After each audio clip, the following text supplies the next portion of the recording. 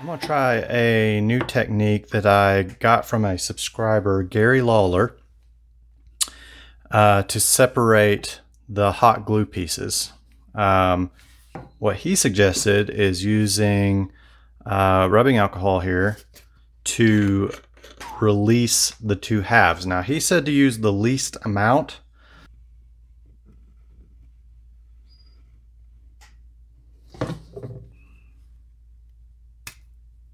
Wow.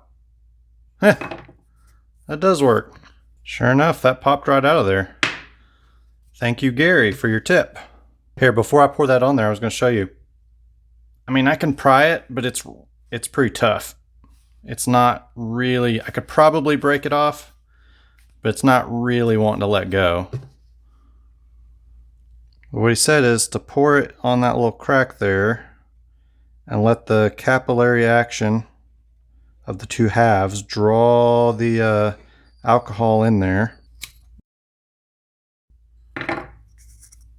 That's a cool little trick.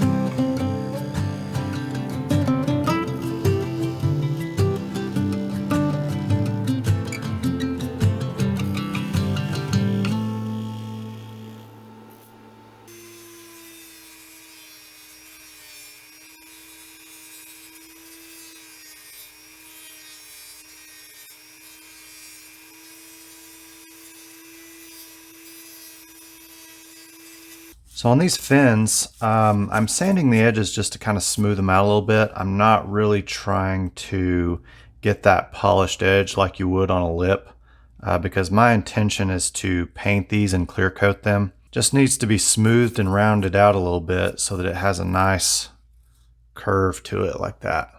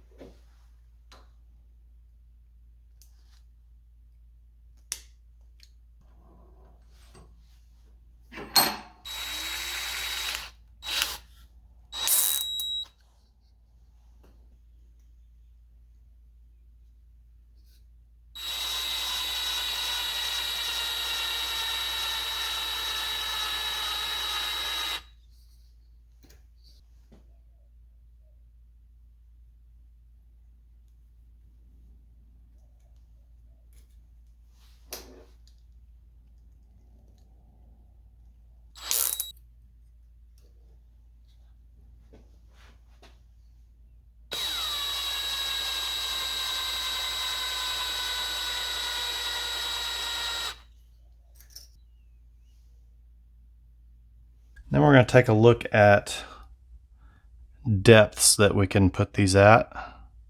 That can be an inch at least. But here in the back, probably ought to stick with 1/2 inch just to be safe. And then our hinge pieces, I think we can probably go 1/2 inchers on those and be fine.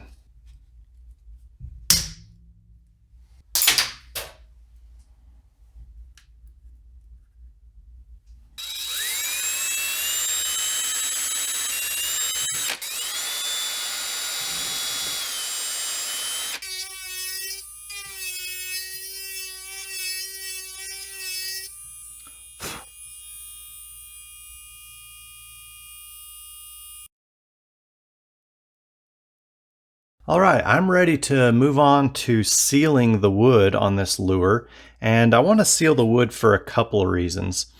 The first being, even though I'm going to paint it and put a clear coat on this thing, I still want to add some protection to this so that if I ding it on a rock or a toothy fish bites it, I want to make sure that water does not get into that wood and cause problems with rot and waterlogging and such. The other reason that you want to seal wood is because wood is constantly off-gassing. And when you put your clear coat on this thing, sometimes you'll see little bubbles come up through your clear coat. And that's because the wood is off-gassing and you don't have a good seal on it. There's a couple of products you can use for that. One of them is polyurethane, and I have used that several times on lures. The downside to it is it does take a little bit longer to dry, and you probably ought to put more than one coat on there just to make sure you get it sealed really well. Another option that I use is this really thin Instacure, and the reason I do that is because it soaks into the wood and it kind of plasticizes that layer, that outer layer of wood. It makes a really good solid hard shell. There's a couple of downsides to that though. One is this is fairly expensive, and so if you're going to be doing large quantities of lures, you probably don't want to go with this. It's going to be kind of cost prohibitive. The other thing is, of course, the vapors that this produces, which means you need to be wearing a respirator when you work with it. I do opt for this Instacure for my purposes because it's faster, but understand that that's not necessarily the best solution for everybody. There may be some other options out there that I haven't tried. I'm sure there are, but these are the two that I stick with for sealing the wood. But I urge you to use whatever works best for you. Before we seal this lure, I want to thank all of you for your input on the last video when I asked you to vote for which lure to make. There were so many of you who wanted to see me make a bass sculpture that I decided to go ahead and make a fish sculpture for my next video. I understand that maybe not everyone is into bass, so I want to hear from you which fish you want to see me make the most. The first one will still, of course, be a bass. The second one would be a bluegill. And the third choice would be a salmon or a trout. Keep the comments coming. I appreciate your ideas and support. And with that, let's get back to sealing this shad.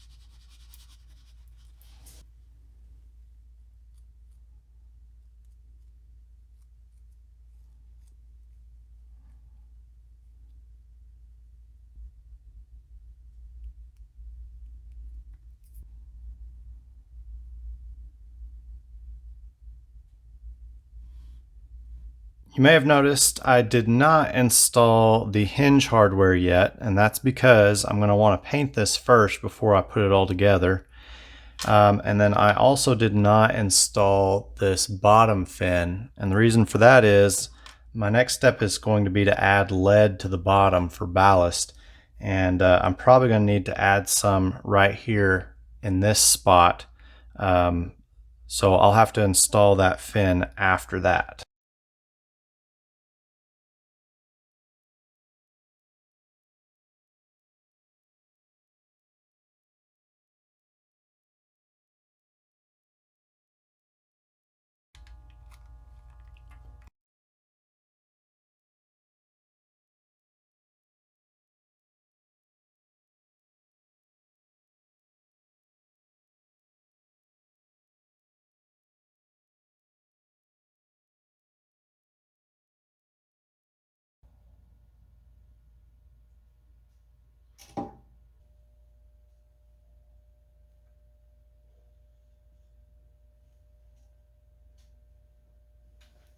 I think we're in the right neighborhood.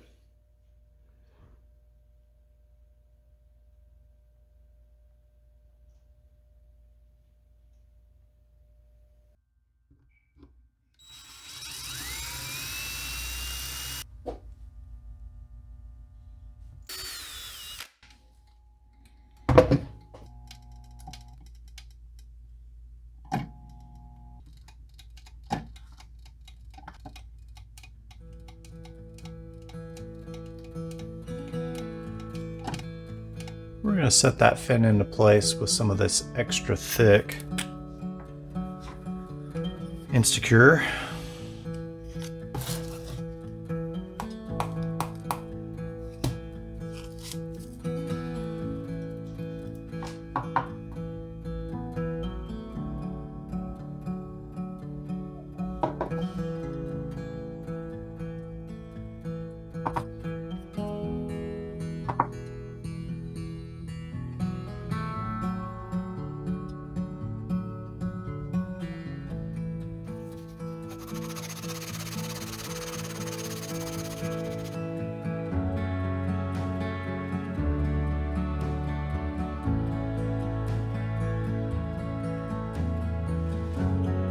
is right on the cusp of sinking, but by the time I add my foil on there and some clear coat, I think it'll be a slow sinker.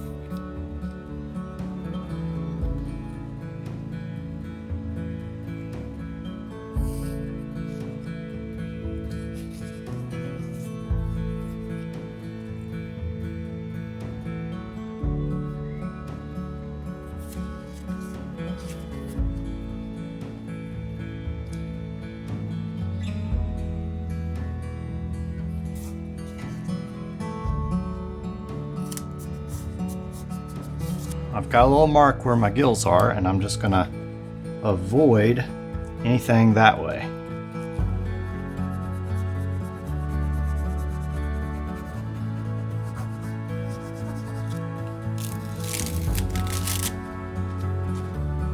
Excellent.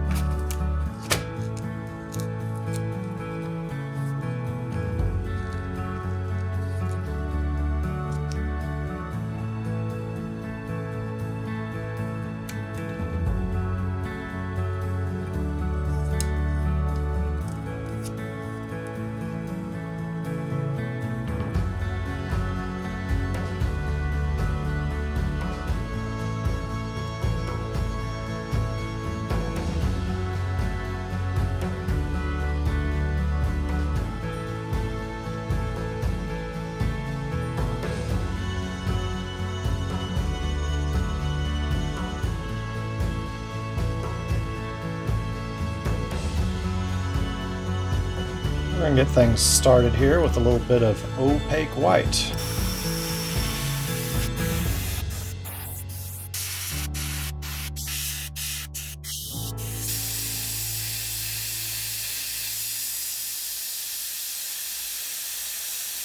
For the back, I've mixed up this really cool gray color. It's 10 parts pearl silver, 1 part opaque black, and 1 part opaque white.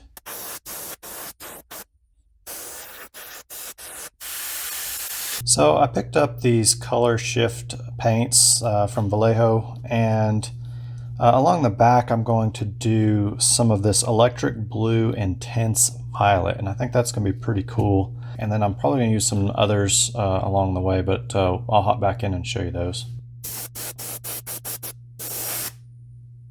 Oh yeah, see? Orange violet. I'm going to use some of this Wicked Laguna blue and just do a little highlight right there, and what it's going to do is tie the top and the bottom together a little bit, hopefully.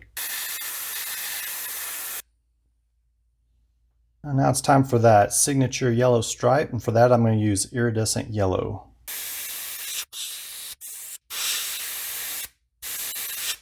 And a little pearl white makes everything better. I'm going to use that to kind of tame down some of this bright color here and here. I want to see them, but I want them to be kind of subtle.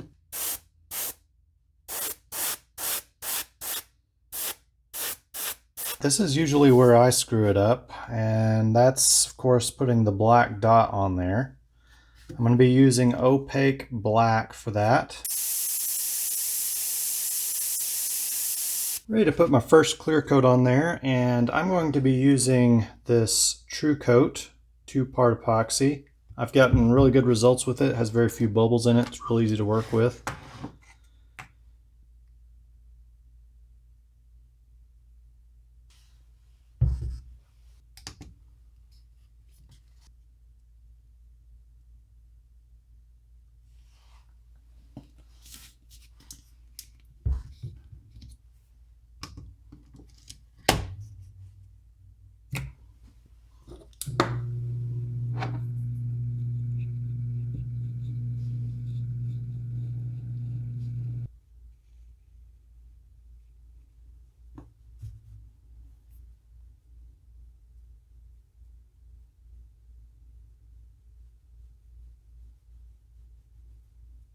I'm gonna go get that on the drying wheel and I'll get back with you once I pull it off. It's looking pretty good.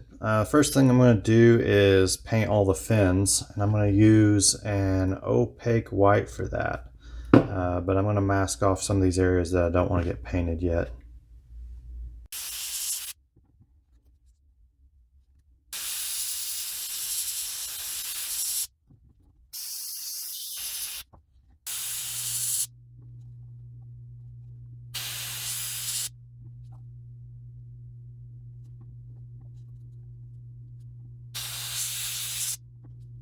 Alright, the next thing I want to do is cover up these seams here where you can still see the foil, the edges of the foil. And I'm going to paint a really thin line of opaque white over that seam right there, and then I'm going to paint over that with some pearlized white. And then here along the top I'm going to mix up some more of that gray that I made earlier and just do a little bit of a stripe down the middle here, and that'll cover up that edge right there.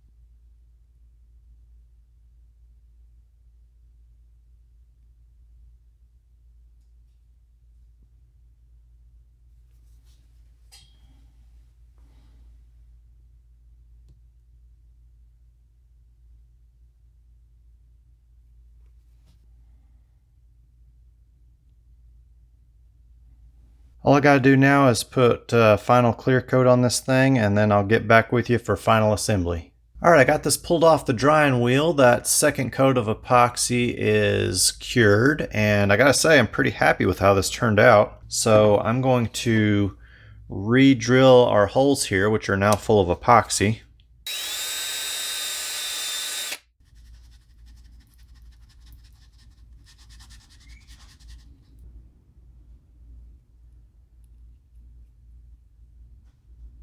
Now that I've got these two put in, I'm going to let that cure before I try and connect the other half to the front piece. It's just one less thing to have to fiddle with.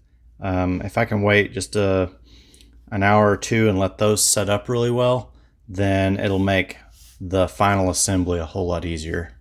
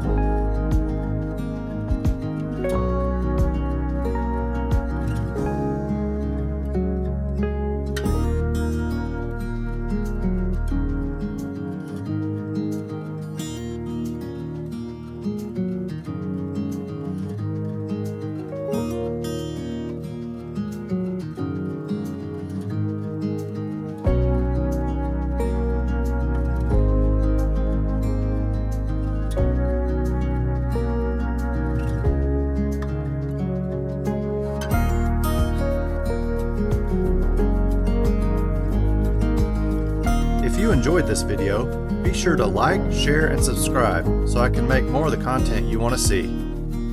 Also, feel free to leave a comment. I welcome your feedback and appreciate all of your support. Thanks again for watching, and I'll see you on the next one.